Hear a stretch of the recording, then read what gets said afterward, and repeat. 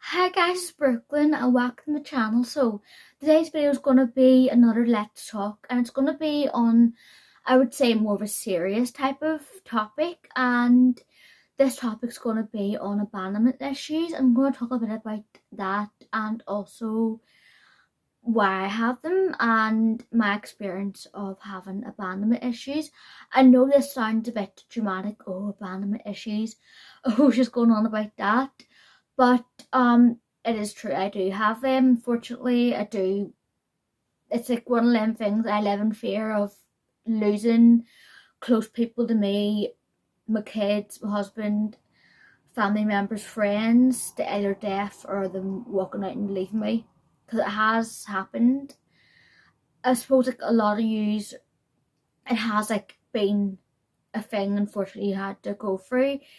Obviously loss is part of life and it's not a nice part of life. It's horrible if it does happen. It's a horrible thing to go through.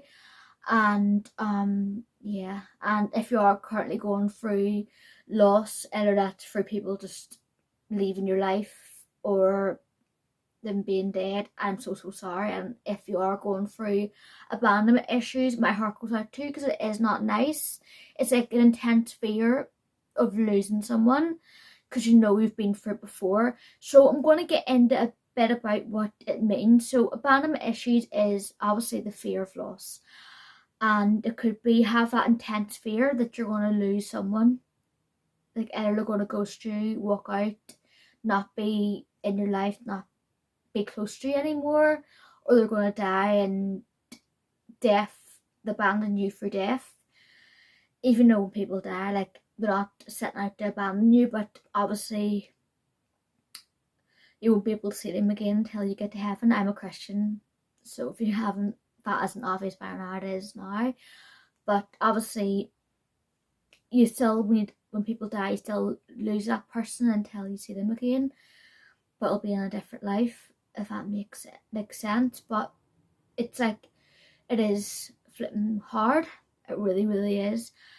And then the causes of that is obviously going through, like, people abandoning you, because it is it's a trauma. Now, it depends on the person, it depends on how close you are to that person. The closer you are to someone, the more traumatic it is, and it depends on what happened, like what way the abandonment came about. It just depends on how it affects you and how much it's traumatizing, or it could be brought on by other issues too, such as feeling like left out in life, or feeling like you're too different, you've been made to feel that you're not good enough. You have like them insecurities in you, which unfortunately I have had my whole life. I've done work, try to work through them, but I still have that inner voice that tells me you're not good enough, and it's horrible. It really is. And I'm not saying this to feel sorry, like, don't, like, to be like, oh, poor me, because I do have a blessed life. I am blessed, thank you God. I really am blessed to have the family I have, like my husband and the kids, extended family and friends. I'm so blessed with that. But I have went through a lot of loss in my life, and I have had abandonment happen to me, unfortunately, quite a few times. And yeah, and I think what caused that is also, like what I said before, having like insecurities or bad relationships with people too. Just, it's like, it gets ingrained in your head, like, especially if you are like, you have had low self-esteem, or you have like issues, and someone like close to you pretty much abandoned you.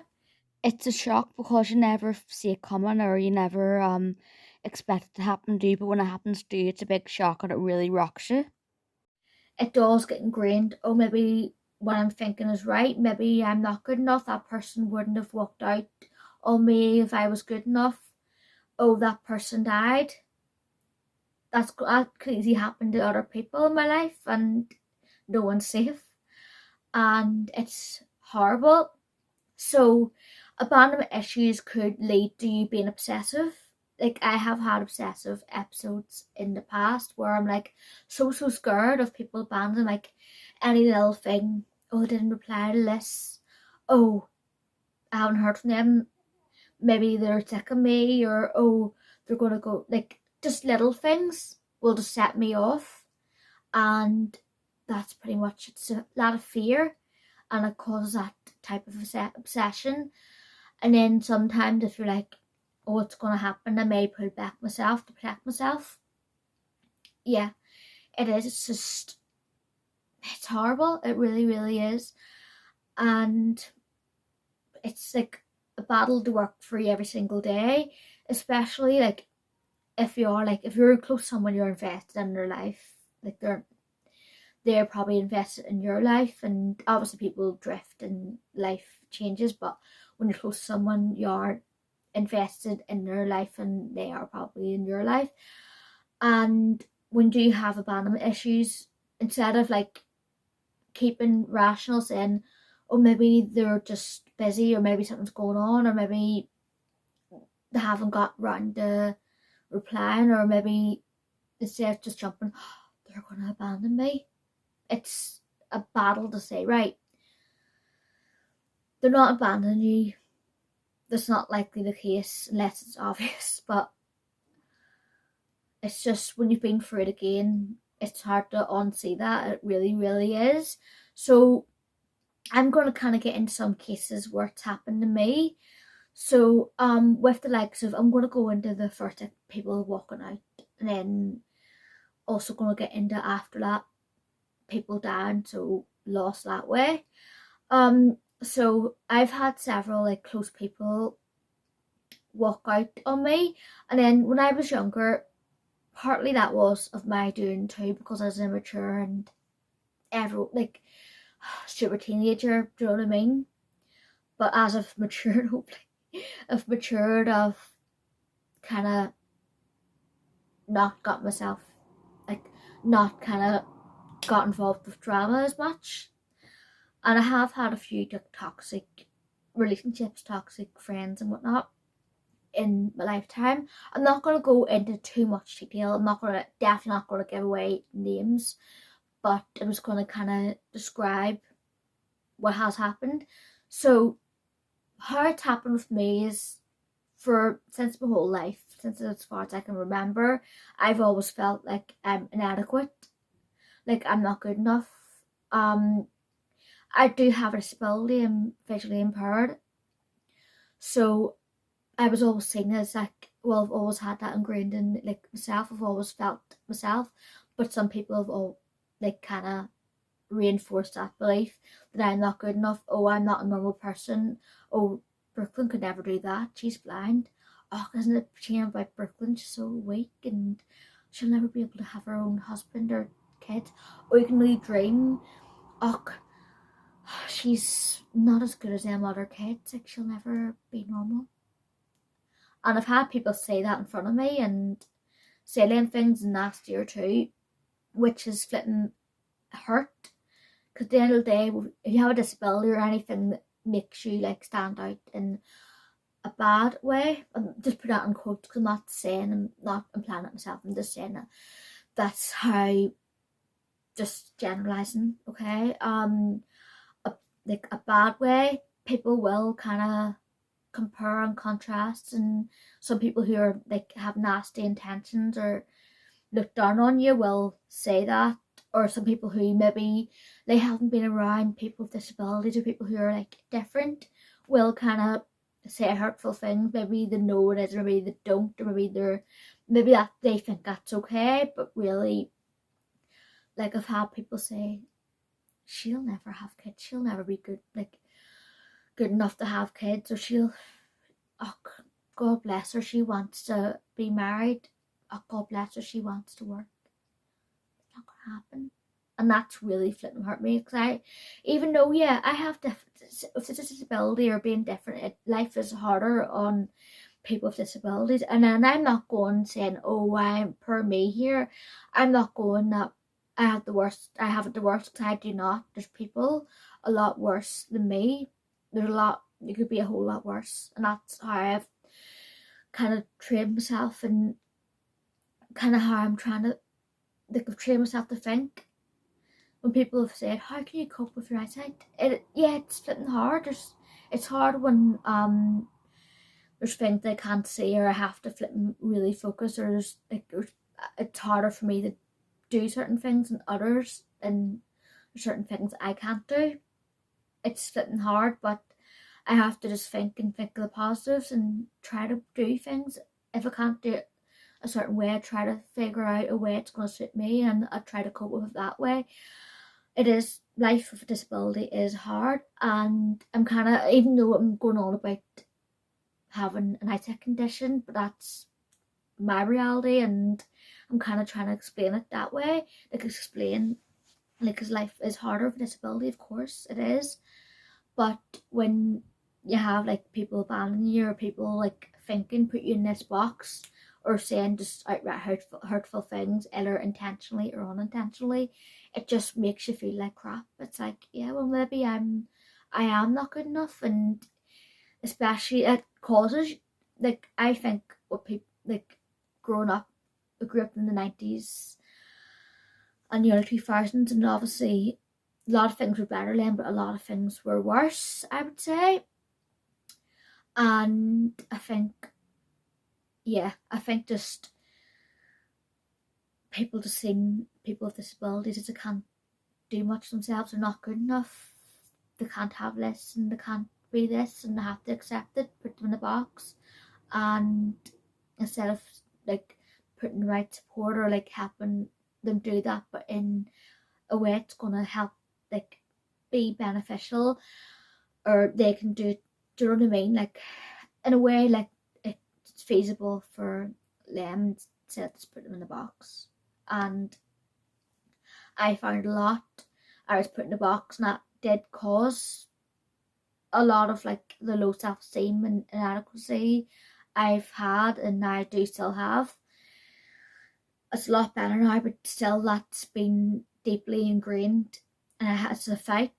And a lot of people without disabilities, a lot of people unfortunately struggle with that, because this world is like, if you don't look like this, you're not this, you're not doing as good as this person, you're not there, you're not, then you're nothing, bin, trash, you're in that box, stay there. Oh, you want to be like that? No chance. That's the way, like, a lot of people, or some people in the world is, and it is flipping, it pisses me off, because no wonder there's a lot of flipping mental health, and a lot of people who have low self-esteem, because especially social media, I think that, and even before, people are quick to blame social media too, it has made it worse, but even before social media, there's been TV, there's been magazines, airbrush, everything that's been around, like that hierarchy, or that like superiority complex, like that pedestal has always been there. And unfortunately it makes a lot of people who either aren't there, like, or aren't that, this people have been like, oh, well, not good enough, and the person themselves are like that. And I think having that type of mindset goes hand in hand with abandonment issues, and I feel like with me that has been the case. I've always felt like different to a lot of people, and been made to feel different, and what I've done is I've tried to turn it around. Oh, well, if I'm different in a good way, then that's good, but I also want to connect with people and find people who are like similar to me, and form close bonds of that. And yeah, so when that hasn't worked out, it's caused abandonment issues. And also, when you come across someone who kind of tells you that you're amazing, and when you're feeling like crap and they say you're amazing, like this, that, and the other, they kind of beg you up and they make you feel great, and then they abandon you like sometime after, it does make you feel like crap, and it reinforces old beliefs that you're not good enough. So I'll kind of go into like some of my experiences. So like years ago as a kid, I had this toxic friend. Now I had some toxic behaviors too, because an angry kid. I was angry what like growing up feeling not good enough, and with a disability I was angry, like I was like, why me? And there's even times I tried to hide my disability, there's nothing wrong with me type of thing, and it's sad. But then I had a toxic friend like who acted like she was a loveliest girl. Like my sister, she was friends with her sister, and I was like, finally, because back then I didn't like, I had friends in school, but I didn't really have like a friend who I thought was like similar to me. Like didn't really socialize as much when I was a kid as what I do now, and I was like, finally a girl who actually like someone who actually accepts me. A lot of the kids where I lived growing up just see me as a disabled girl and didn't really hang around with me or didn't see me as on their level, when I thought that she did. She kind of made it out that she did see me as like an equal and not just some disabled girl who's under them, if that makes sense. But obviously that was fake. Come to think of it, it was just like a flipping mask. It was a face, it was a mask. It was like a fake person. And then me and her were like good friends for a while, but what I didn't realise was she was quite toxic, and she was like a bully. I would say she would say things, oh, Brookelynne can't see, let's hide, let's do, like with our friends. She can't see, she can see about this much, see this to her. Like as in making fun of my eyes, and then going through that. Obviously I haven't spoke to her in absolute years. She's a terrible person. Hopefully she's a better person now, but yeah, she was terrible. Now I'm not gonna minimize things. I was flipping an angry person, so I did things that were terrible too. But the way she treated me did kind of ingrain that further, and then it kind of made like it made my like abandonment issues, my low self-esteem worse. And then I was like, well, if that can happen to me and she could do that to me, then other people can easily do that to me as well. So that was my attitude back then. Yeah, and unfortunately it didn't. I have had other like toxic people, but she was definitely one of the worst. And I'm not like no hate or anything, I'm just kind of being real. And then I have had like, obviously when before I got married, I've had a few kind of toxic relationships, flings, and I've kind of been led on and like free to look her pretty much by guys I really liked. Like in school, which I laugh at now, but it did ingrain a lot of that. A lot of them issues that I still kind of struggle with today, but I've done, like I'm doing my best to put to bed. I've put a lot of it to bed, but it's kind of, do you know what I mean? Like when you've been through stuff, if you've been through it more, it builds up like that, like a block. It's like builds up when it causes a whole big issue, because you have that trauma. You're like, that person's gonna walk out. You're gonna be this. They're gonna treat me like crap. And then I would meet someone if I was looking for a relationship before I got married. Oh, he's lovely. He's just my type. Oh, he really likes me. And I'd be like, what if I lose him? Like, what if then if they're that type of person, have like been like, do you know what? Bye. Drop me for another girl, and then I would meet someone else. And then I would have that trauma, like, they're gonna leave me, they're gonna flip and drop me for someone else. I have to be perfect for them. I have to show that I'm good enough. I have to flip and prove to the bone that I am good enough, I'm worthy, which is horrible. You shouldn't have to prove yourself to anyone. But I have that. I still have that in me now. Like, I still have that, especially with becoming a mum, like an actual human child. You have two Frenchies too, or my kids too.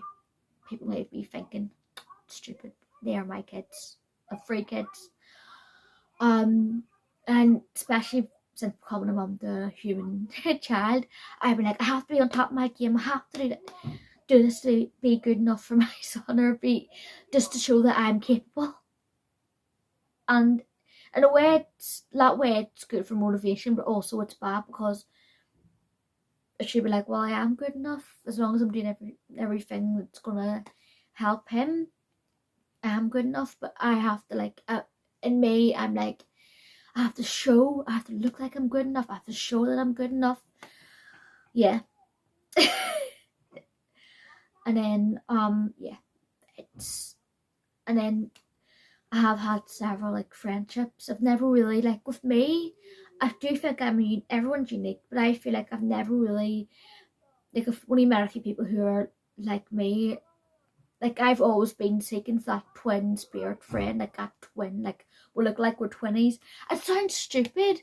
It really does sound stupid, but in a way I've had it in my head, well, if I have that friend who looked like a sister, I'm not that bad, I'm not that ugly, I am good enough. It sounds stupid, but it's just the way it is. And it's not just that, but someone who, very few people I've met truly get me, like truly get me, like they get who I am, truly, like. And unfortunately some people who have, I felt have truly got me, have walked out.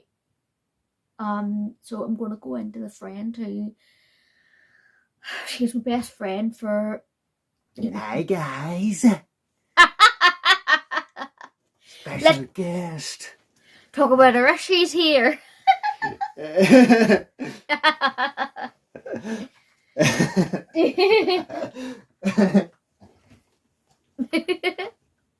gonna talk how to make you all gorgeous. Is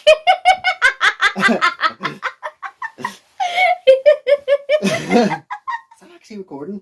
Yes. Oh no. Okay, put it out if you want. Sure.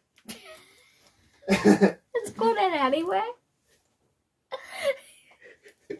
Okay, so my husband's a hoot. I love him to bits. So yes, the best friend who I was friends with her for years. Unfortunately, she's no longer like in my life anymore. I'm gonna just kind of briefly get into it. I have touched on that in past videos and like Let's Talks and stuff. I have like touched on it. I might do a separate story time if I haven't. I think I might have, I don't know, but if I haven't, I probably will do that. But yeah. So my best friend who we were friends with for years, she was like my twin spirit. Literally, we're like sisters, we look like sisters, we act like sisters. It was like we were sisters but weren't genetically related, but we just looked like it. We were like that, thick as thieves. And we were friends for years. We just tell each other everything, and yeah, I have people like that with now, but she was something else. She was, and she, after this is during COVID, me and her did talk during COVID, and we were FaceTiming each other when we couldn't see each other, and we were done all that. But one day I noticed it was actually kind of a gradual thing, which looking back on, a gradual kind of ghosting, and I kind of brushed it off. It was subtle things, like there would be other friends who would kind of be more closer with than me, which back then I was like, that's okay, sure, I don't really mind.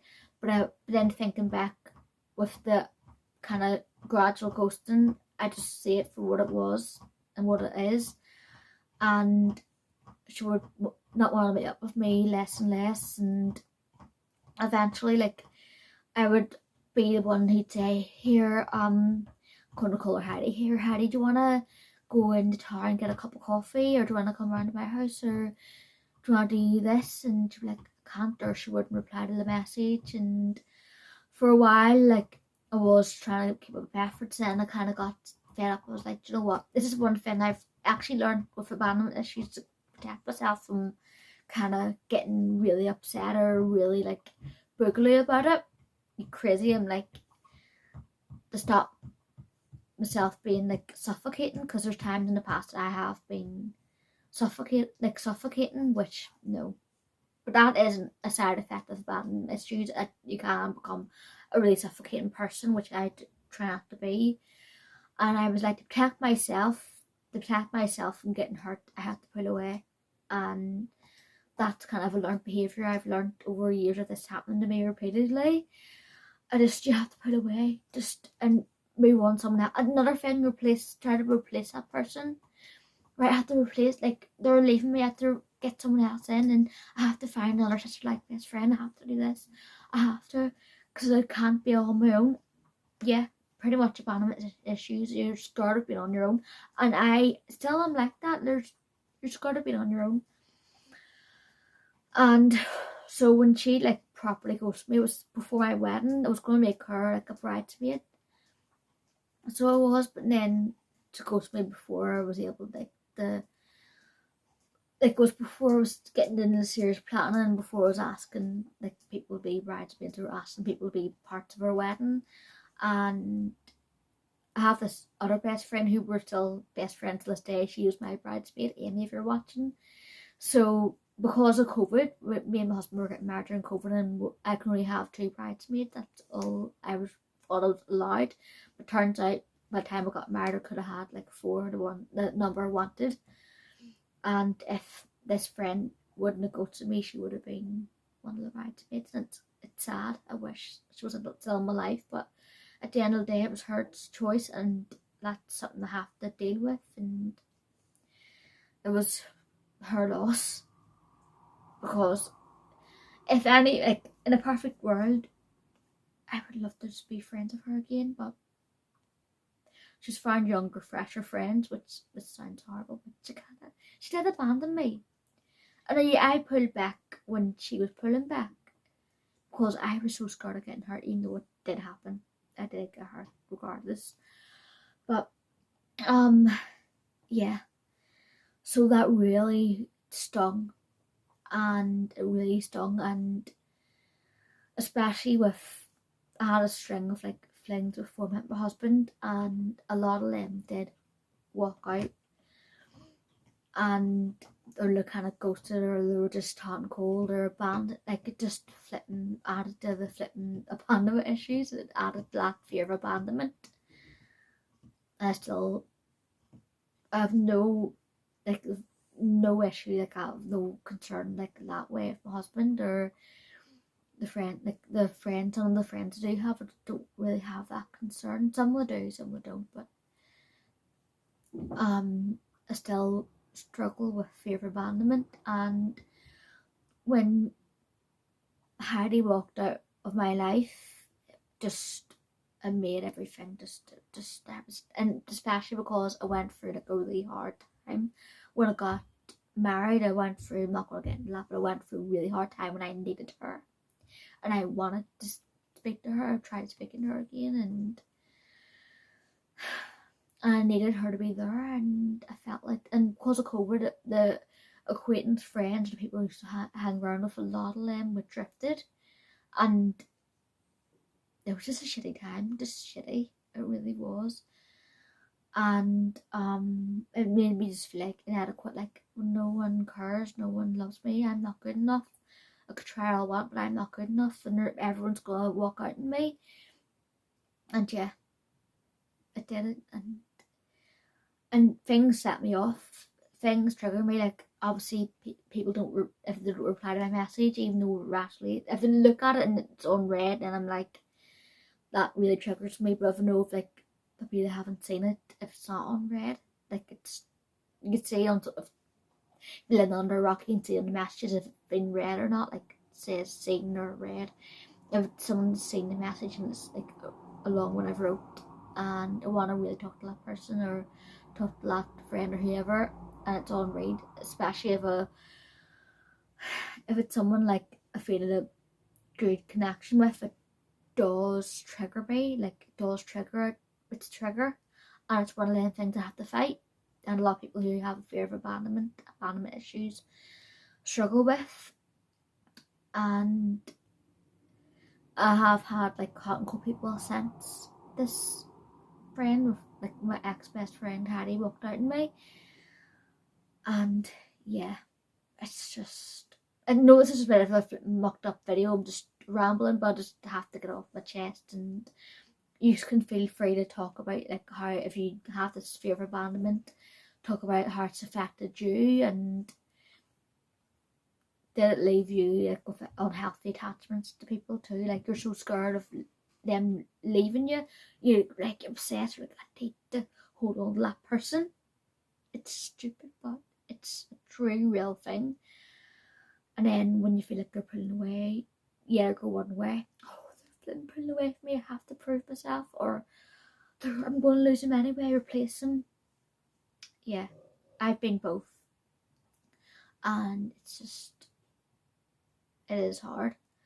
And then I'm going to go into the loss, like the death, like losing that, both, like if they walk out on you or they die, it's both loss. But obviously, like my ex-best friend Harry, I feel like she's died, even though she's still alive, kicking, hanging around or like friends she hangs around with now, and she's still out and about. But to me, she's dead in my life. I see her on social media, she's like dead in my life. And I don't want that to, no, I didn't want that. I didn't want her to be dead in my life, but it's like she just went and died. What hurts the most about it is that I never saw that coming. Never. And if someone would have said to me 5 years ago, do you see Heidi walking out on you and ghosting out of your life? I would have said no, not in a chance, not in a million years. And the people who have like abandoned me, it's like they went and died, and they haven't. But then obviously I'm going to talk about like people who have died, and obviously grandparents have lost all my grandparents, and that's been hard, but and it's been really, and like because it's been close to them, and when people like that have died, it's just like, it's heartbreaking. You just want to see them again, you want to talk to them again, but you can't. And even though when it's an older person, you're really sad, especially if you're close to them, but because you know it, but then you know they've had a good life, they've had the time, even though you wish you could spend eternity with them, you can when you're in heaven, but once I get there, I can't see them before. But then one thing which people may be like laugh at, like may like think, oh, this is ridiculous, the loss that has like really affected me and still affects me till this day, is when I lost my daughter Seba. Well, she's a Frenchie, but a dog, but that was my daughter, and she died of a heart attack 5 years ago nearly, and that loss still stings. It still stings, like literally. It's like she was my world. And there's times on a daily basis, guys, on a daily basis, I have fears of losing my kids. I have fears of them all dying in a car crash, or dying, or dropping dead on me. Like, if I was away from somewhere, like there's times where like I could be okay, enjoy myself, but there's sometimes if I get into that mindset, I'm gonna go back to see them and they're gonna be dead, or they're gonna get into an accident somewhere, or something's gonna happen. There's that like fear, like, because once you've been through that, especially someone so close, like Zebo was my flipping daughter, she was my world. That was my child, even though people may be thinking that's insensitive, but that was, she was. And I still cry over her, and I'm like, well, it can easily happen to her, even though, yeah, dogs like unfortunately have shorter lifespans.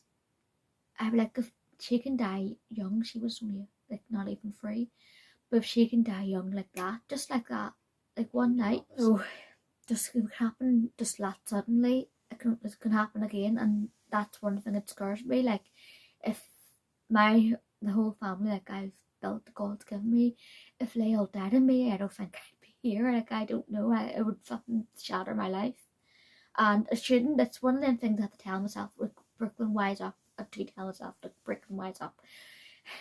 But then once you've seen that, you cannot unsee that. And that's like, it's a fear, like there's that, the worst thing in my head, one of the worst things in my head is the fear is ending up alone.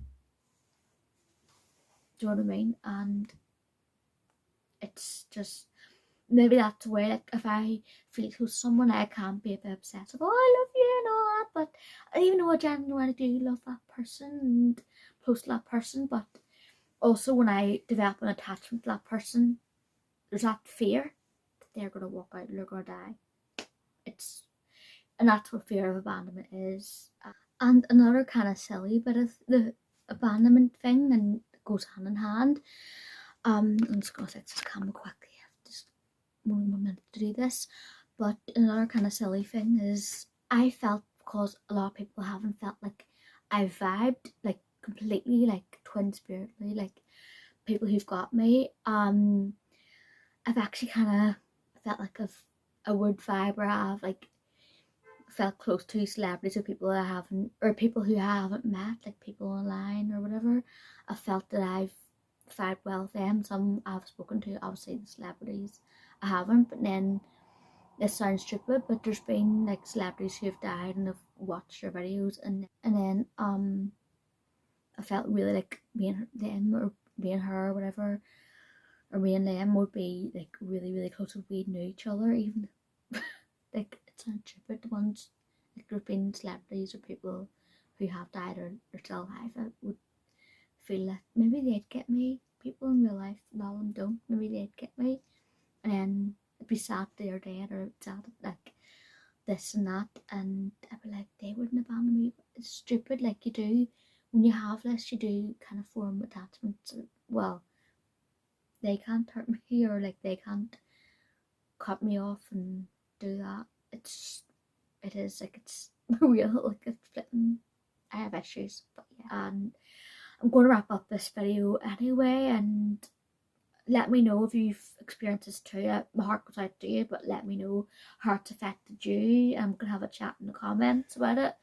It does need to be talked about a lot because it is something that affects a lot of people.